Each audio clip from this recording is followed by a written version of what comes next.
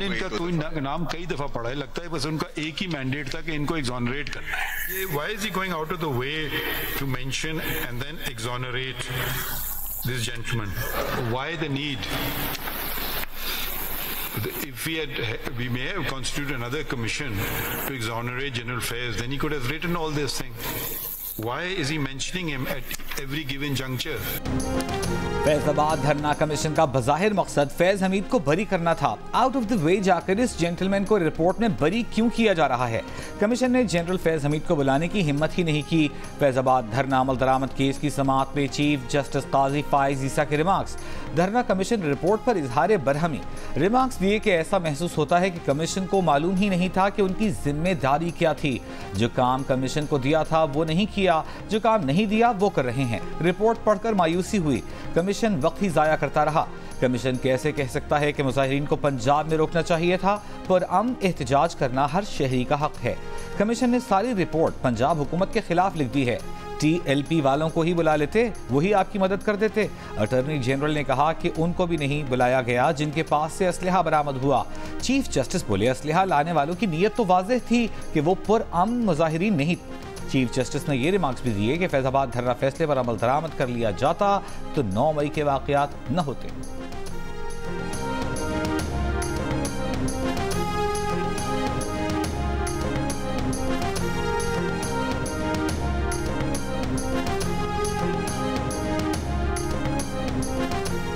फैजाबाद धरने के वक्त चेयरमैन पेमरा रहने वाले अबसार आलम ने धरना कमीशन को बताया कि जनरल फैज ने उनसे राबता किया, लेकिन कमीशन को अबसार आलम से राबते के सबूत नहीं मिले। चीफ जस्टिस के रिमार्क्स कहा कि अबसार आलम का इसरार है कि राबता किया गया तो कमीशन जनरल फैज को बुला लेता। जनरल फैज और अबसार आलम को आमने सामने बिठा देते, उनसे सवाल जवाब करते और नतीजा लिख देते। एक को मुस्तरद कर दें, दूसरे को मान लें, ये दुरुस्त नहीं। अगर अबसार आलम पर यकीन नहीं कर रहे थे तो उनसे सवाल जवाब करते। जस्टिस नईम अख्तर अफगान ने रिमार्क्स दिए कि कमीशन अबसार आलम का बयान हलफ पर ले रहा है, जनरल फैज का बयान नहीं ले रहा। दौरान समाअत चीफ जस्टिस का कमीशन की रिपोर्ट के इस मतन पर भी इजहार बरहमी, जिसमें कहा गया कि पाकिस्तान में कानून मौजूद है, अमल कर लें। जस्टिस काजी फाइज ईसा ने पूछा कि फिर आपने किया क्या है, हमें क्या कानून सिखा रहे हैं? इन्होंने सोचा कि कानून पढ़ा देते हैं। कमीशन के लोग ऑफिस से तो निकले ही नहीं, ये कहाँ बैठे थे? ये लोग तो कहीं गए ही नहीं। बैठे बैठे मुहावरे पर मुहावरे बनाकर रिपोर्ट दे दी। फैजाबाद धरना नजरसानी केस पर वफाकी हुकूमत ने 15 नवंबर 2023 को कमीशन बनाया था। कमीशन ने 6 मार्च 2024 को 8 वॉल्यूम्स और 149 सफ़हात पर मुश्तमिल रिपोर्ट जमा कराई थी।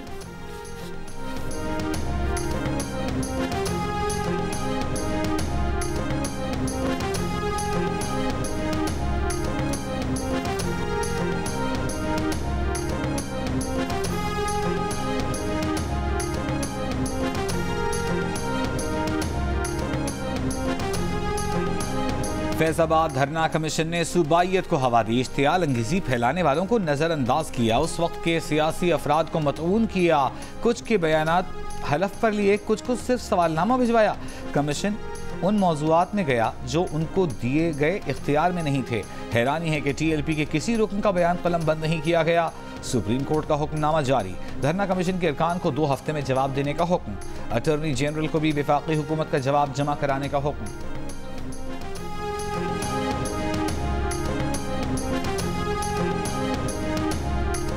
सुप्रीम कोर्ट ने सुन्नी इत्तेहाद काउंसिल के मखसूस नशिस्तों के कोटे पर रुकनी असेंबली बनने वालों को हतमी फैसले तक वोट देने से रोक दिया। सुन्नी इत्तेहाद काउंसिल के कोटे की मखसूस नशिस्तें दूसरी जमातों को देने का पेशावर हाई कोर्ट का फैसला मुअत्तल। जस्टिस मंसूर अली शाह की सरबराही में 3 रुकनी बेंच ने सुन्नी इत्तेहाद काउंसिल की अपील समाअत के लिए मंजूर कर ली। लार्जर बेंच तश्कील देने के लिए मामला जजेस कमेटी को भेज दिया गया। समाअत 3 जून तक मुलतवी। केस की समाअत 3 जून से रोजाना की बुनियाद पर होगी। अदालत ने कहा कि पेशावर हाई कोर्ट के फैसले की मुअत्तली का इतलाक दीगर सियासी जमातों को बाद में दी गई इजाफी नशिस्तों पर होगा।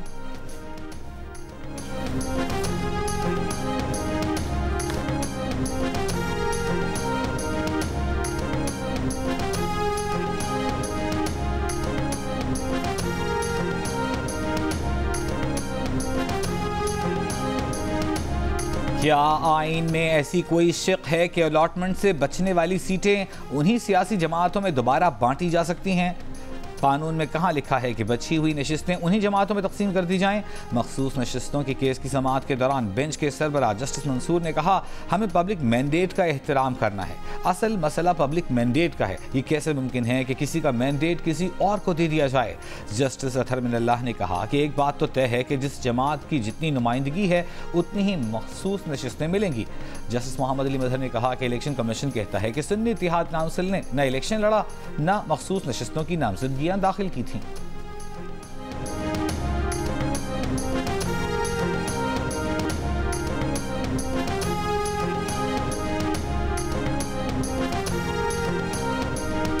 वज़ीर कानून सेनेटर आज़म नज़ीर तारिक का कहना है कि मुनासिब होता अगर लाजे बेंच ही कोई अबूरी हुक्म जारी करता। Supreme court practice and procedures act के तहत 5 रुकनी लाजे बेंच का मामले की समाअत करना मौजू होता। पार्लिमान के कानून साजी के इख्तियार के मामले में इम्तना के हुक्म से गुरेज किया जाना चाहिए था। आर्टिकल 67 वाज़ेह है कि रुकन की तरफ से की गई कानून साजी कानूनी नाअहलियत के बावजूद बरकरार रहती है। उम्मीद है कि हतमी फैसले में पेशावर हाई कोर्ट का फैसला बरकरार रहेगा।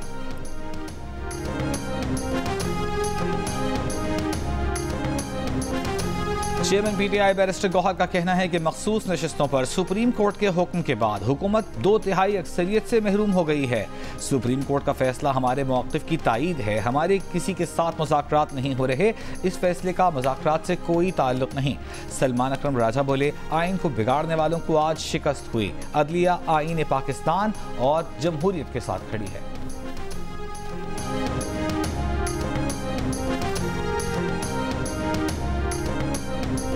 कौमी असम्बली की पब्लिक अकाउंट्स कमेटी के चेयरमैन की नामजदगी पीटीआई के लिए म्यूजिकल चेयर गेम बन गई।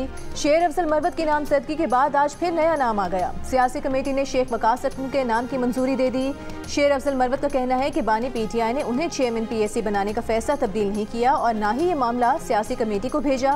कल बानी पीटीआई से मुलाकात में उनके नाम पर होने वाले फ्रॉड से आगाह करेंगे।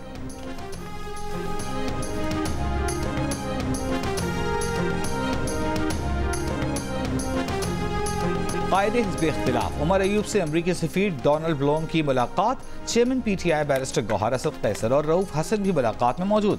सियासी सूरत हाल पर तबादला ख्याल। मीडिया से गुफ्तगू में उमर अयूब ने कहा कि अमरीकी सफ़ीर से बराह रास्त बात की कि किसी मुल्क की मुदाखलत बर्दाश्त नहीं करेंगे। लंदन प्लान के तहत बानी पीटीआई को हटाया गया। अमरीकी सफ़ीर या किसी गैर मुल्की के सामने अपने तहफ़्फ़ुज़ात नहीं रखेंगे।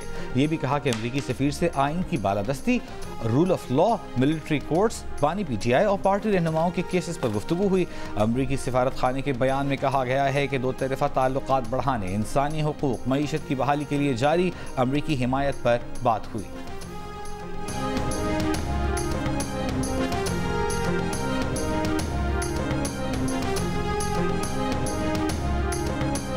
मुस्लिम लीग नून के कायद नवाज शरीफ की ज़ेर सदारत पार्टी सेक्रेटेरिएट मॉडल टाउन में इजलास। विफाकी हुकूमत की जानिब से गंदम पर दी जाने वाली रिपोर्ट समेत मुल्क की मौजूदा सूरत हाल और दीगर अहम उमूर पर तबादला ख्याल किया गया। इजलास में मरियम नवाज, राना सनाउल्ला, अयाज सादिक, साद रफीक समेत लीगी क़यादत शरीक हुई।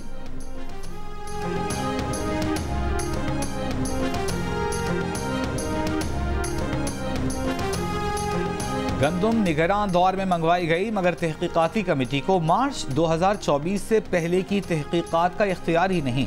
अक्टूबर 2023 से फरवरी 2024 तक दरामद होने वाली गंदम की इंक्वायरी नहीं की जा रही।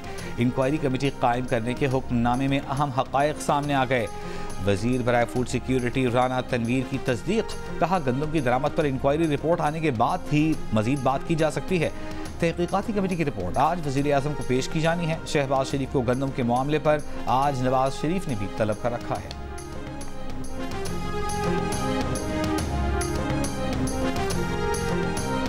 पंजाब की निगरान हुकूमत का गंदम के मामले से कोई ताल्लुक था न बनता है। पंजाब हुकूमत गंदम किसानों से खरीदती है, बैरून मुल्क से नहीं। विफाकी वज़ीर दाखिला मोहसिन नकवी ने वाज़ेह कर दिया। कहा, कुछ लोगों की ख्वाहिश ज़रूर है कि उनके खिलाफ इंक्वायरी हो जाए, मगर ये ख्वाहिश पूरी नहीं होगी। बोले, उनका ज़ाती ख्याल है कि विफाकी हुकूमत की बदनीयती नहीं थी, कोटे के मुताबिक गंदम खरीदी जाती है। मीडिया से गुफ्तगू में उन्होंने कहा कि सोशल मीडिया पर जिस तरह फेक न्यूज़ फैलती है उसके लिए कानून होना चाहिए। एक नई साइबर बॉडी बन रही है, साइबर विंग भी काम करता रहेगा।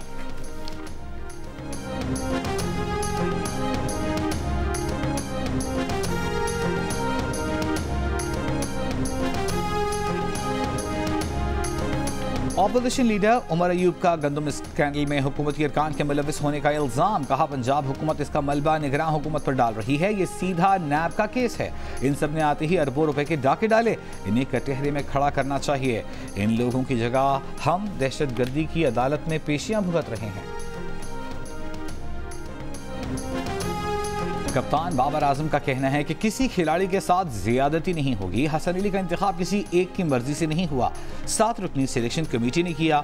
हसन अली हारिस रऊफ के बैकअप के तौर पर टीम में शामिल हैं। हारिस रऊफ की फिटनेस हौसला अफजा है। बाबर आजम ने कहा कि आमिर जमाल अच्छे ऑलराउंडर हैं, लेकिन टेस्ट की परफॉर्मेंस को T20 से न मिलाया जाए। Mohammad Haris top order batter हैं, उनकी जगह टीम में नहीं बन रही।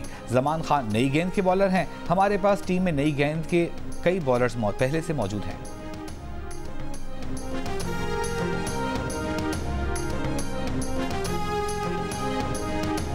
वक्त आ गया है निजी शोबा आगे बढ़े, लीड करे। हुकूमत का काम बिजनेस करना नहीं, पॉलिसी फ्रेमवर्क देना है। वफाकी वज़ीर ख़जाना मोहम्मद औरंगज़ेब का पाकिस्तान सऊदी अरब सरमायाकारी फोरम 2024 की इफ्तिताही तकरीब से खिताब। कहा मुआशी इस्लाहात की टैक्स टू GDP की शरह को 14 से 15% तक लाना होगा। निजकारी करना होगी। बिजली के नरखों का मुसाबकती बनाना होगा, वरना सनती पॉलिसी देने का फ़ायदा नहीं होगा। आइंदा IMF प्रोग्राम को आखिरी बनाने के लिए बरामदात में तरक्की और बराह रास्त गैर मुल्की सरमायाकारी ज़रूरी है। वफाकी वज़ीर बराए पेट्रोलियम मुसद्दिक़ मलिक ने कहा कि पाकिस्तान अब मदद नहीं, कारोबार पर तवज्जो दे रहा है। सऊदी अरब की सरमायाकारी से नौजवानों को रोजगार के मौके मुयस्सर आएंगे।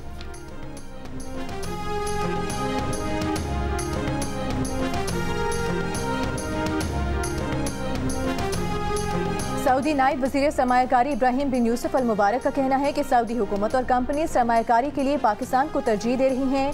पाक सऊदी अरब सरमायाकारी कॉन्फ्रेंस से खिताब में उन्होंने कहा कि ये दौरा दोनों ममालिक के दरमियान तिजारती ताल्लुकात को वुसअत देने के मौके फराहम करेगा। पाकिस्तान को माशी तौर पर मजबूत देखना चाहते हैं। दोनों मुल्कों के दरमियान निजी और सरकारी शोबे में शराकतदारी को बुलंदियों तक ले जाना चाहते हैं।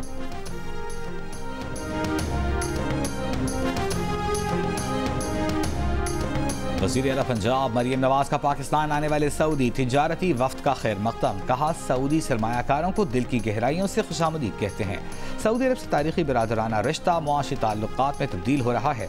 30 कंपनियों के 50 रुकनी वफ्द की आमद सऊदी वली अहद के पाकिस्तान से लगाव का वाज़ेह सबूत है। हार्ड एरिया पाकिस्तान, पूरे पाकिस्तान में सिर्फ KPK में नजर आया हार्ड एरिया, बाकी सूबों में नहीं नजर आया। बलूचिस्तान में नहीं है, सिंध में नहीं है। नहीं कच्चे में भेजें फिर पता लग जाए। वो आप बलूचिस्तान के areas hard area nothing compare to the hard areas of. नहीं, और जो माय लॉर्ड ने कहा है कि कच्चे में भेजें तो पता लग जाएगा। वहाँ पे तो बहुत ही मॉडर्न वेपनरी है उनके पास, जो डेकॉइट्स है उधर कच्चे के एरिया में। Heavy weapon. सुप्रीम कोर्ट में भी कच्चे के इलाकों की बाज़गश्त। फैजाबाद धरना केस की समाअत के दौरान अदालत ने कहा कि कमेटी को खैबर पख्तूनख्वा के अलावा कोई हार्ड एरिया नजर नहीं आया। क्या बलूचिस्तान या सिंध में कोई हार्ड इलाका नहीं? जस्टिस इरफान सादात शेख ने कहा कि उन्हें कच्चे के इलाके में भेज दें। अटॉर्नी जनरल बोले कच्चे में भेज दें, वहाँ तो इनके पास शदीद हथियार हैं। जस्टिस नईम अख्तर ने अटॉर्नी जनरल की तस्दीक करते हुए कहा कि कच्चे में जदीद नहीं, भारी हथियार हैं।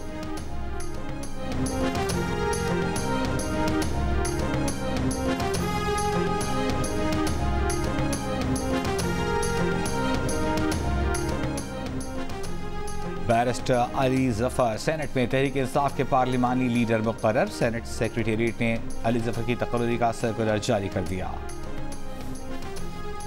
आप तो कहते हैं PTI पार्टी रही नहीं, बर्गर पार्टी है, तो फिर जलसे की इजाज़त क्यों नहीं दे रहे? Chief justice Sindh high court का PTI को जलसे की इजाज़त ना मिलने के मामले पर सिंध हुकूमत के वकील से सवाल। कहा कराची में अभी एक बाकायदा जलसा हुआ, रैली हुई, बगैर इजाज़त जलसा हुआ, तो आपने कितने लोग गिरफ्तार किए, कितने मुकदमे किए? एडिशनल एडवोकेट जनरल और DC ईस्ट ने सिक्योरिटी खदशात को तहरीक इंसाफ को जलसे की इजाज़त ना देने की वजह बताया। Chief justice Sindh high court ने कहा कि हम तहकीकात करेंगे तो मामलात आगे तक जाएंगे, आपके लिए परेशानी होगी। इतने सादा नहीं है कि सब कुछ देखकर आंखें बंद कर लें।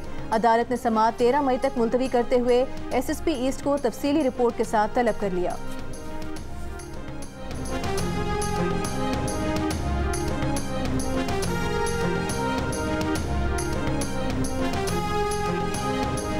परवेज इलाही को अस्पताल मुंतकिल करें या घर को सब जेल करार दें, मुताल्लिका फोरम कानून के मुताबिक 14 दिन में फैसला करे। इस्लामाबाद हाई कोर्ट का फैसला, परवेज इलाही की बीवी की दरख्वास्त मंजूर। परवेज इलाही को उनकी मर्जी के मुताबिक तिब्बी सहूलियात फराहम करने का भी हुक्म। जस्टिस अरबाब मोहम्मद ताहिर ने तहरीरी फैसले में कहा कि परवेज इलाही की दरख्वास्तों पर फैसला करते वक्त खादिम हुसैन और शहबाज शरीफ के अदालती फैसलों को मद्देनजर रखा जाए। परवेज इलाही सजा याफ्ता नहीं, अंडर ट्रायल कैदी हैं। उनकी उम्र 78 साल है। उनकी तसल्ली के मुताबिक तिब्बी सहूलियात दी जाएं।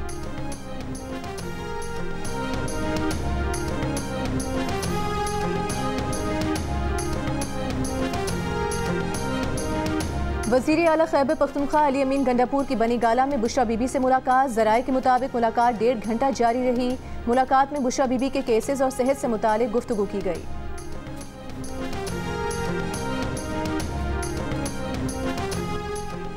इस्लामाबाद में रोटी 16, नान 20 रुपए में मिलेगा। रोटी का वजन 120 ग्राम की बजाय 100 ग्राम होगा। जिले इंतजामिया ने इस्लामाबाद हाई कोर्ट को आगाह कर दिया। जिले इंतजामिया के मुताबिक रोटी और नान की कीमत में कमी का नोटिफिकेशन वापस नहीं लिया गया।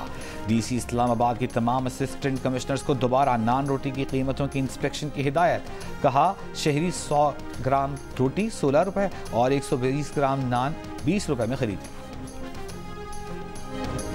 कौमी इदारों की निजकारी, बिलावल भुट्टो ने हुकूमत से मुज़ाकरात के लिए कमेटी बना दी। कमेटी में सेनेटर शेरी रहमान, नवीद कमर, सेनेटर सलीम मांडवीवाला शामिल। मुज़ाकराती कमेटी PIA, स्टील मिल और दीगर इदारों की निजकारी के मामले पर हुकूमत से बातचीत करेगी।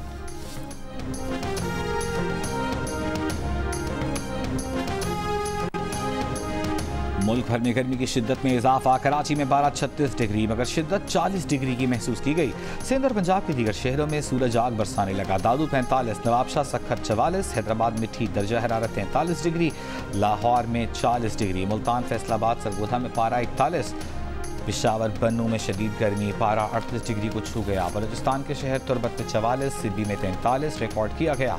10 से 12 मई के दरमियान शिमाली पंजाब में हल्की बारिश का इम्कान। PDMA की पोठोहार में किसानों को मिट्टी के तूफान और जालाबारी से गंदम को बचाने के लिए हिफाजती इक़दाम का मशवरा।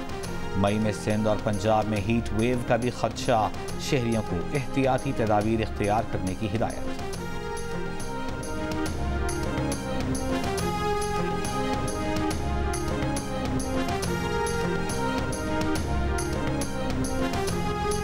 मौसमियाती तब्दीली से बड़ा खतरा मुल्क के लिए कोई नहीं। सोशल मीडिया के लिए कानून मौजूद नहीं, लेकिन अथॉरिटी बना दी गई।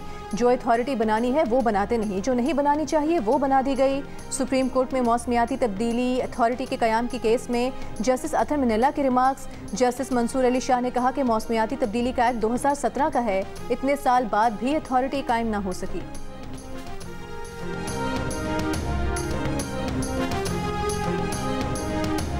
वज़ीर दाखिला मोहसिन नकवी और वज़ीर दिफा ख्वाजा आसिफ का सियालकोट एयरपोर्ट का दौरा। मुसाफिरों के लिए सहूलतों का जायजा लिया। बैरून मुल्क जाने वालों के लिए सहूलतों पर अदम इत्मीनान का इजहार। 15 दिन में सहूलतें और इमिग्रेशन काउंटर्स बढ़ाने का हुक्म। सियालकोट एयरपोर्ट रनवे तौसीई प्रोजेक्ट के लिए 15 रोज के लिए बंद हो रहा है।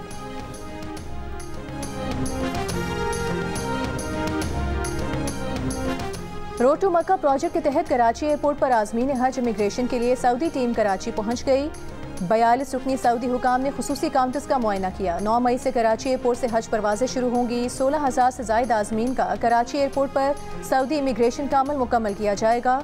रोड टू मक्का के तहत इस्लामाबाद से 71 परवाजें ऑपरेट होंगी।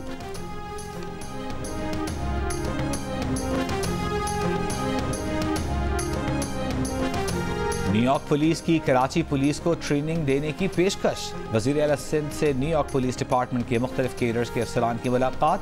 मुराद अली शाह ने कहा न्यूयॉर्क पुलिस की तरफ सिंध पुलिस टेक्नोलॉजी इस्तेमाल कर रही है, क्राइम कंट्रोल करने के लिए बड़ी मेहनत की है। खित्ते की सूरत हाल के बायस कराची हदफ रहा है। न्यूयॉर्क पुलिस डिपार्टमेंट का कहना है कि न्यूयॉर्क और कराची में काफ़ी मुमासिलत है, रवैये को तब्दील करने की ज़रूरत है। मुल्ज़िमान को मालूम हो कि उन पर नज़र है।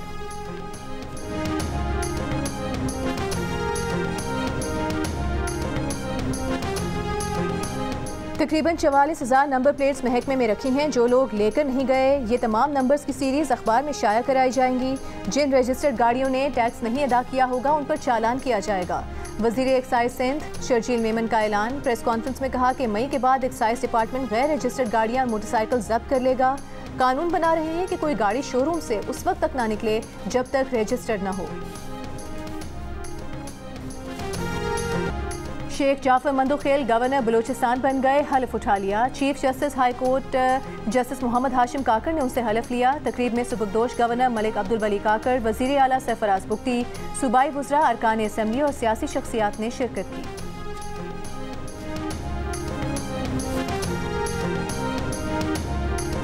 पाकिस्तान के लिए इस बार कर डालो, मुख्तलिफ सियासी रहनुमाओं ताजिरों की जियो न्यूज़ की मुहिम की हिमायत। वज़ीर इत्तलाआत सिंध शर्जील इनाम मेमन ने मुआशी बहाली के लिए सबको मिल बैठने का मशवरा दिया। कहा तमाम स्टेक होल्डर मईशत की बेहतरी के फैसले करें। जोर दिया कि टैक्स आएगा तो मईशत बेहतर होगी। सूबाई वज़ीर बराए तवानाई सिंध नासिर हुसैन शाह ने मुल्क में कारोबारी सरगर्मियों में इजाफे के लिए ताजिर दोस्त पॉलिसीज़ बनाने और उनमें तसलसल कायम रखने की राय दी। कहा कारोबारी हजरात का एतमाद हासिल करने के लिए सरकारी इदारों का खौफ ख़त्म करना होगा। माहिर अजनास शम्स इस्लाम खान ने पाकिस्तान को ज़रूरी क़ुव्वत बनाने की आज़ाद मार्केट कायम करने की तजवीज़ दी। कहा किसान की पैदावार की कीमत मार्केट की तय करनी चाहिए, हुकूमत को नहीं।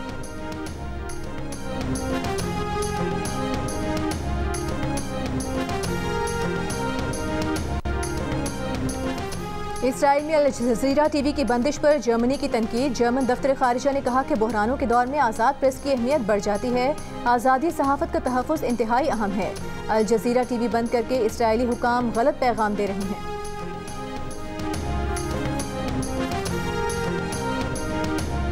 और ICC T20 वर्ल्ड कप के लिए पाकिस्तान टीम के किट की रूनुमाई आज की जाएगी। कप्तान बाबर आजम, टीम के सीनियर क्रिकेटर्स और आला बोर्ड ओहदेदारान तकरीब में शरीक होंगे। T20 वर्ल्ड कप 2 जून से अमेरिका और वेस्ट इंडीज़ में खेले जाएगी।